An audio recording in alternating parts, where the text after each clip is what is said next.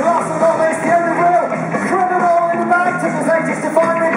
Beating up pieces of wood is his speciality. On the drums, let's get up, Mr.